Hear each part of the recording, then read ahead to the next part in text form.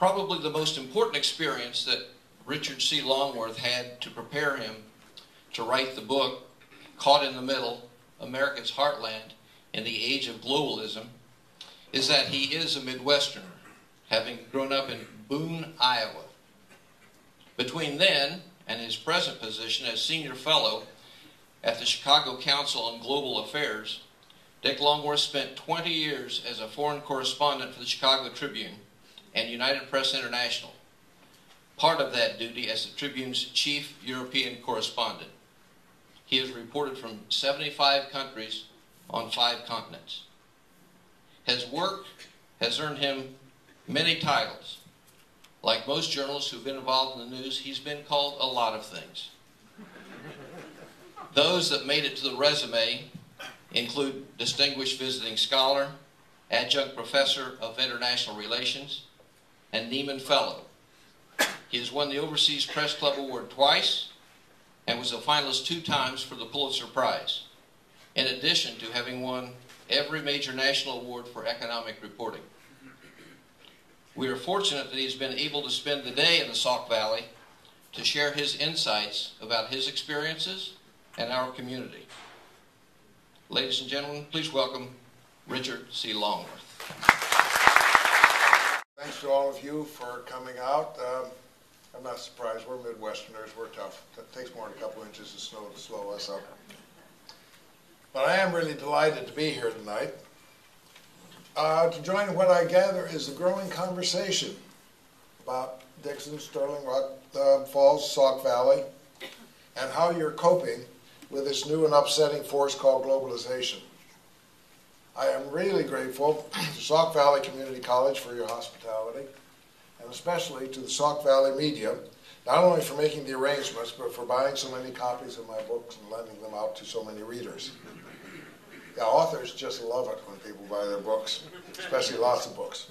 So I really think I should probably cut Jim Dunn and the folks at the paper in for a 15% agent's fee. See me after. Now my subject tonight is something that everyone in the Sauk Valley probably already knows because it's part of your everyday lives and jobs. What I mean is what's going on here in the Midwest, this swatch of the United States where we all live and work and make our homes, and how both our lives and the way we earn our living are being turned upside down by this thing we call globalization. Dixon and the Sauk Valley have had some especially vivid experiences in this area. There's Northwestern Steel and Wire, of course. They closed 10 years ago, and I gather that still hurts. There are other milestones, or rather tombstones, if you will, GE, Harper Wyman, Stanley National. You still have strengths. Matter of fact, I think about one of them every morning when I trim my beard with a beard trimmer from Wall. But let's face it, the trend is down, and it isn't turning around. Now, all this was going on before the recession began, and it will still be with us when and if the recession ends. But I want to stress that what's going on here in the Sauk Valley isn't happening just here. You need to know that the conversation we're having here tonight is going on all across the Midwest, in other towns, in other states, in other places where the economy has turned life upside down. So I'm not going to be talking all that much about Dixon and Sauk Valley tonight, or even Illinois. You all know more about this than I'll ever know. What I want to do instead is to put this conversation into a broader Midwestern and global framework to get us thinking outside county lines and state lines. One of my themes here tonight is change, specifically change here in the Midwest. Our part of the country doesn't always handle change very well. We Midwesterners like the eternal verities, the steady turning of the seasons. When something comes along to upset this rhythm, it tends to throw us off our stride. There's a lot of resistance to this change from people who just want to keep things the way they've always been. When we say it's necessary to plan for change, it doesn't always go down too well. Well, let's talk about change a bit and how we can cope with it. Everybody knows, I think everybody in Illinois really knows, that the Midwest has been changing for decades. Through the Rust Belt years and the Japanese challenge, with industry moving south and west, with jobs going away, and with too many of our best young people going away too.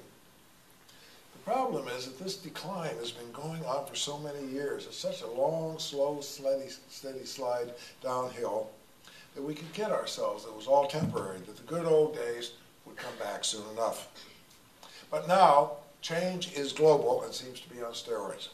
It's turning our Midwestern economy inside out, turning our towns and cities upside down, transforming not just the way we work and earn our livings, but the very way we live, with no likelihood that things are going to calm down anytime soon.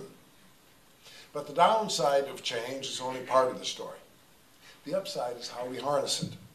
Not only the bad news of a vanishing economy, but the good news of all the ideas floating around on how we can reinvent that economy and reinvent our Midwestern civilization. Not too strong a word, our Midwestern civilization while we're at it. I wrote this book about how Midwesterners are struggling with this new thing called globalization. When the book came out, I found really that all I did was to say out loud what many people were already thinking. But they're doing this thinking in isolation.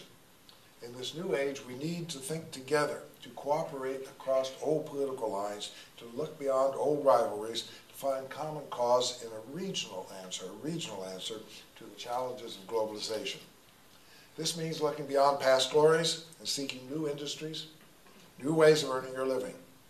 It also means looking beyond town lines and county lines, looking to neighbors nearby and across the Midwest to see what strengths exist out there, what you can latch onto to build a new economy that will make the Sauk Valley as vibrant in the 21st century as it was for most of the 20th. But first let me talk a bit about what I've seen and learned while putting 60,000 miles on the speedometer driving around the Midwest. What I found in this traveling and this reporting was a region in the heart of America that seems to have lost its way.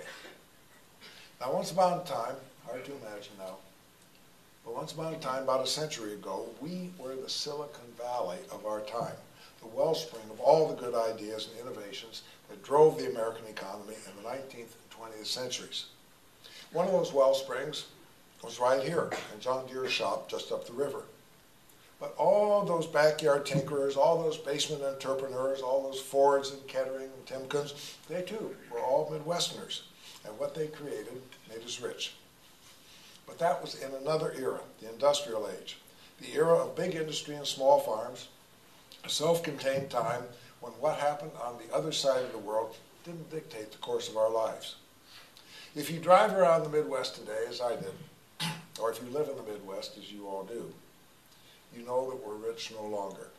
Today, too much of this region that we call home seems to lie on the wrong side of the American tracks. The age of globalization is here, and I have to tell you that the Midwest is not coping very well. Somewhere along the line, we lost that knack of innovation. We stopped having good world-changing ideas. We got so comfortable with an old economy that supported us so well for so long that we forgot the old rule that nothing lasts forever, that economies and towns and cities need reinventing. Those that don't won't disappear exactly, but they become backwaters, not the sort of place where you go to invest your money, or the sort of place, if you grow up there, where you stay to find a good job. Now, I want to say right now that you're not going to get any sort of anti-globalization tirade from me tonight. Globalization is here. It's not going to go away. Globalization is the present and the future, and saying it's bad or good is like saying that the last big economic wave, which was the industrial era, was bad or good. Well, it was bad for some people, and it was good for others, and once we got it figured out, it was really good for the Midwest. Excuse me. That era created Midwestern industry, and Midwestern farming, and Midwestern cities, and Midwestern education. Through all its ups and downs, we became the economic heart of the world. For all its raw power, all its pollution, the industrial age was very, very good for the Midwest. And now it's over. The age of globalization is here, and if you think the industrial age changed the way we live, you haven't seen anything yet. What I'm saying is that the thing that we got good at, which is running heavy industry in a relatively protected national market, has gone away. This is more than just an Illinois problem. It's a Midwestern problem, a regional problem. We have new challenges from places and people that we never paid attention to before, and all my research shows we aren't doing a very good job of it. Now, you can Google on globalization and get lots of different definitions. But basically, globalization means we're in a global global competition. Not just with the South or California anymore, even with Europe or Japan, but with the entire world. With factory workers in China and office workers in India, and yes, with farmers in Brazil. If the Midwest's long, slow economic decline has been going on for decades, this business of globalization is really new. China, Russia, and the other former communist countries have joined our economy in the past 20 years or so. India's been a major player for something more than a decade. All the technology that makes this possible, the internet and the web and Netscape and fiber optics, almost all of this is younger than most of the students here at Sauk Valley. Something like 3 billion new workers have joined our economy in the past 2 decades, and they compete with us every day. Now, since most of them came from relatively poor countries, they didn't bring a whole lot of new money with them, which means we have about 3 times as many workers competing for roughly the same amount of money. So no wonder the squeeze is on wages and costs and doing things as cheaply and as efficiently as possible. So what does this mean for the Midwest? I'll try to summarize the effects before getting on to what we might be able to do about it. First, I found that my view from Chicago, where I live, was deceptive. My city is almost unique in having made the transition from industrial behemoth to global city. It still has big problems, as everybody knows, but it has beginning to make that transition. Some other cities, Minneapolis, say, which had less of an industrial legacy to overcome, are also doing well. So are a few small cities, especially university towns like Madison, some big global corporations like Caterpillar. But these are the exceptions. Let's talk about the overall pattern. First, big cities. If Chicago is doing well, most other big Midwestern cities look like they're dying. Places like Detroit and Cleveland and St. Louis are strange, empty, almost echoing places, less than half as big as they once were, with the highest poverty rates and the highest dropout rates in the nation. These cities they've lost, they're still losing industry and private sector jobs. Most have huge impoverished inner city populations. In Milwaukee, the unemployment rate for African American males is no less than 50%, which is distress any way you cut it. The same is true of smaller industrial cities and towns, places like Flint or Waterloo, or Illinois towns like Galesburg or Rockford. The industrial age scattered these smaller factory towns across the Midwestern landscape. Sterling, Dixon, Rock Falls definitely were among these towns. And we have to decide now whether this new global age has a place in its new lineup for some of these old factory towns. I went to Newton, Iowa, which is the quintessential company town. And that company was Maytag. But Maytag is gone now. And so are the 4,000 jobs it provided. Now, there's still a Maytag pool in Maytag Park. They still crown a Maytag queen every year, but there's no Maytags anymore, either the company or the family, and Newton was wondering what it's going to do for a living. I also went to Dayton, Ohio, which has a pretty good claim to have invented the 20th century. Dayton has more patents per capita than any other American city. Invented the airplane, of course, but it also invented the barcode and the stepladder and the flip-top can. Mostly, Charles Kettering invented the electric ignition for cars there, and this led to the founding of Delphi, the big auto parts firm. Delphi once employed 30,000 workers in 5 plants in the Dayton region. Now, four of those 5 plants have closed, and the firm's employment was down to a couple hundred. But even this was kind of okay because Dayton still had NCR, the old National Cash Register, and then NCR picked up and moved south to Atlanta. Over in Indiana, Muncie once was such a typical small Midwestern city, the sociologists called it Middletown. The Ball Company, Ball Glass, Ball Jars, supported Muncie. But both the company and the Ball family are gone now. The big employers in Muncie, and in most of these old towns, are the local hospital and the schools, government, not private industry. In most of these places, the biggest private employer is Walmart. Now, the same as you know is true of farming. Farms have been getting bigger and the rural population smaller for decades, but globalization is speeding up this process too, by putting farmers into global competition and forcing them to be ever bigger, ever more efficient, ever more tied to the giant corporations that dominate the food industry. Now, this isn't anybody's idea of a typical Midwestern family farm. neither are the small rural towns founded 150 years ago to serve the farm families in the region. Most of them suffering now as farms consolidate and the number of farm families shrinks by the year. I bet you all know some places like this, probably not too far from here. Now, I'm sorry I have to apologize. A lot of this really is grim. I was down in Indianapolis and ran into a guy down there, and the professor, and he says, read your book, he said. Got a lot out of it, but sure helped to have a bottle of scotch sitting next to me while I was reading it. But then I think about all the good people I've met and their plans to reinvent this Midwest to help us thrive in the global age as we did in the industrial age. So let's talk now about some of those plans and how we can get there. Let's face it, a lot of the old factory jobs, the jobs could be done by high school grads or high school dropouts, are going away, lost to China or to automation, and those jobs aren't coming back. But we still know how to make things here in the Midwest. It's what we've always done. It's what we're good at. There are new industries out there just waiting to be exploited. We've got a comparative advantage in some of these industries, and we need a piece of this action. These new industries include bioscience and biotech. Bio is plant and animal science, and if there's anybody who knows plants and animals, it's the Midwest. Wonderful things are being done in bio labs in Midwestern universities and in Midwestern companies. In fact, all the Midwestern states are doing the same, but they're competing more than they're cooperating. The hard fact is that the biggest bio companies, the biggest bio employers, are out on the coast, not here. We've got a lot going on, but we're not putting it together. Or there's nanotechnology, the manipulation of subatomic particles to produce new and better materials. Again, materials are what we've always worked with. This means doing what we've always done, what we're good, but doing it better, doing it smarter.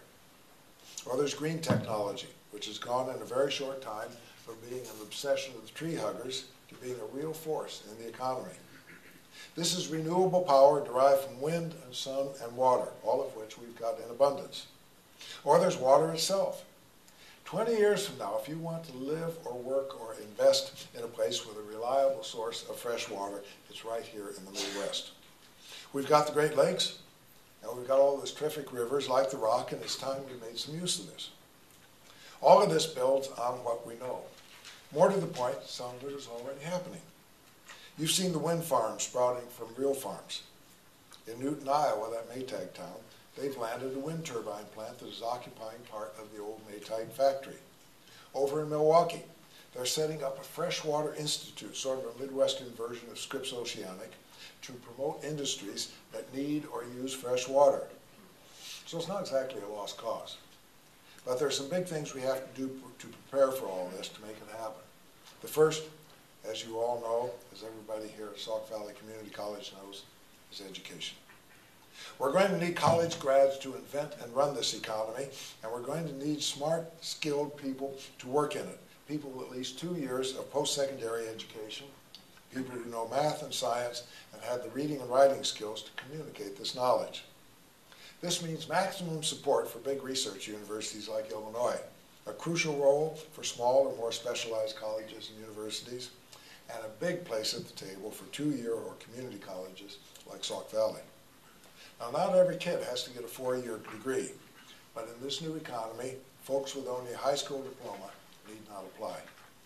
Community colleges are on the front line of this new economy. But this begs the next question. Once you educate all these smart kids, how do you keep them here? Brains, like hearts, go where they're wanted. All over the Midwest, there's a terrific brain drain of well-equipped kids who are leaving town and heading for the city, for Chicago or New York or California, because that's where the jobs are.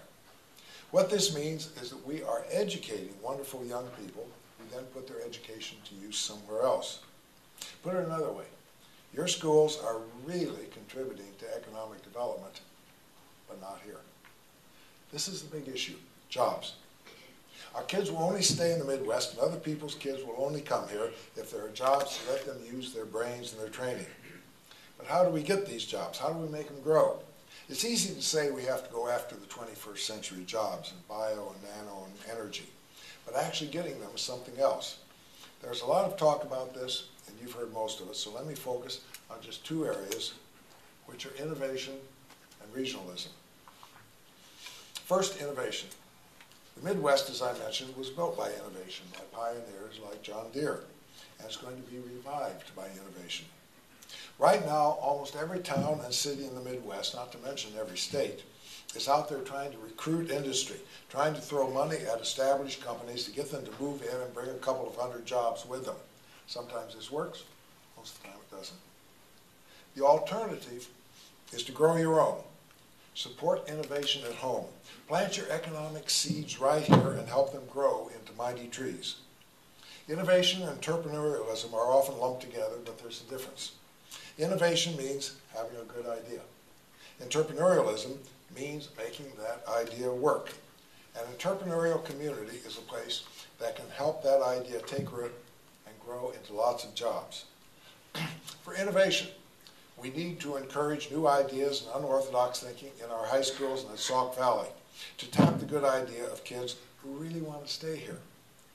For entrepreneurialism, it means training your lawyers, bankers, accountants to provide business services to new companies, not just to the old industrial firms that are leaving, but to the new risky startups that can take root and grow. If we're going to have a 21st century economy, we really need to get these support services working, thinking in a 21st century way. Making this work can mean incubators, or it can just mean taking some of those empty storefronts downtown and giving them to kids to start businesses. It means especially coming up with a venture capital, possibly through local or family foundations, to get those businesses off the ground. Now, most startups fail, but some will take root. They'll grow slowly. It's going to take time. There's no magic bullet here. It took us a long time to build up that industrial era, and now we've got to do it all over again. But in this global economy, states, even cities, can get lost in the global competition. Chicago may have 3 million people, but in China there are no less than 30 cities, each with that many or more, sometimes a lot more.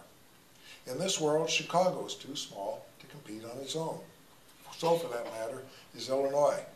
Again, there are Chinese cities like Beijing or Shanghai with many more people than Illinois. In a global economy, it's easy to get lost in the shuffle.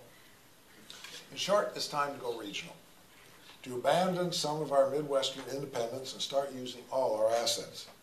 In the Midwest, this can mean thinking big. We need much more cooperation between our big research industries to leverage the terrific brain power in the region. We need a joint Midwestern office in places like Shanghai to replace the tiny and underfinanced state offices operating there now. We need interstate cooperation on things like water. Rivers cross state lines as though they weren't even there, and the Great Lakes lap at the shores of 8 states, not one. Especially, we need a true high-speed rail network that would really tie this region together. But there are regions, and there are regions. The Midwest is loaded with smaller regions, cities and counties and geographical regions with much in common, but which are crippled by so much traditional rivalry that they wouldn't dream of cooperating. Chicago, for instance, has everything in common with Milwaukee and Northwest Indiana and Western Michigan. But all these units are divided by state lines and petty jurisdictions, and they don't cooperate at all, and so are much less than the sum of their parts. Here in the Sauk Valley, I'd say you're part of several regions. I've heard that Dixon and Sterling and Rock Falls were divided, at least in the past, by the sort of rivalry that keeps so many Midwestern neighbors from cooperating. But in a global economy, that rivalry is a luxury you can no longer afford. Beyond that, the Rock River Valley is a natural region, and some of your neighbors are waking up to this. Rockford is looking up across the state line to seek a common future with Beloit and Janesville. Downstream, Quad Cities is the center of a new 2-state region linking Illinois and Iowa. You're not a suburb of Chicago and never will be, but let's face it, the Sauk Valley will never thrive if that big city east of you isn't thriving too. This means crossing state lines, county lines, town lines. I say, so what? In this day and age, artificial political boundaries set 200 years ago are a hindrance to investment, to innovation, to our very thinking. Our lives are global now. Globalization couldn't care less about these old political lines. Illinois seems to be fighting a war with Wisconsin and Indiana over who can steal the most companies from each other. But let's face it, Illinois doesn't compete with Indiana or Wisconsin anymore. The real competition is 10,000 miles away and is eating our lunch. The point is, the whole Midwest is in this same boat. We're all here because we make things. But making things doesn't employ as many people as it used to. We shouldn't stop making things, it's what we're good at. But we've got to be making new things, adopting new methods and processes, running faster and thinking harder. Especially, we need all the help we can get, and if people in the next town or the next state are doing interesting things, we should be joining forces to do more of these things and do them better. So what needs to be done, more collaboration, is pretty clear. Doing it is going to be tough. The Midwest is a terribly balkanized place, with mindless competition between states, between neighboring towns, between counties, between schools, all of whom have the same problems, but who are just simply too ornery in our Midwestern way to work them out together. The lead in this, I think, has to come not from governments, but from other players who can see beyond political boundaries. A lot of these players may be in the room here tonight. They include economic development leaders. They include universities with the intellectual grasp of these global issues, and they include community colleges like Sauk Valley, which are used to working with broader communities, with regions. They also definitely include businesses, because business today understands globalization and its demands and can perhaps set a regional agenda better than anybody else. Government, to be sure, has to be at the table, but it can't take the lead and shouldn't be asked to. Sometimes this means hiring an outsider, a coach, to jolt us out of our old ways of thinking. It means getting to know people in other communities who are thinking the same thoughts and working with them. It usually means a neutral meeting place, a safe table where all parties feel comfortable. In many places, a community college is such a place, and I wonder if Sauk Valley might not have a table where this region could come together. Now, I'm not going to redraw the map of the Illinois, the Midwest here tonight, because that's up to you, because it's the only way really to compete in this new era. All over the world, regions are taking shape. In Europe, and China, and India, to cope with this new global economy. You're in a powerful region of the upper Midwest here, a region that rose together in the industrial age, has been declining together for the past 30 years, and will only rise again if it rises as a region. As I said, times have changed. We're in a global competition now. Once we could afford splendid isolation from the rest of the world and from our neighbors, but that time is past. Globalization itself is inevitable, but what we make of it is up to us. That's your job, and I wish you luck, and I wish you prosperity. Thank you.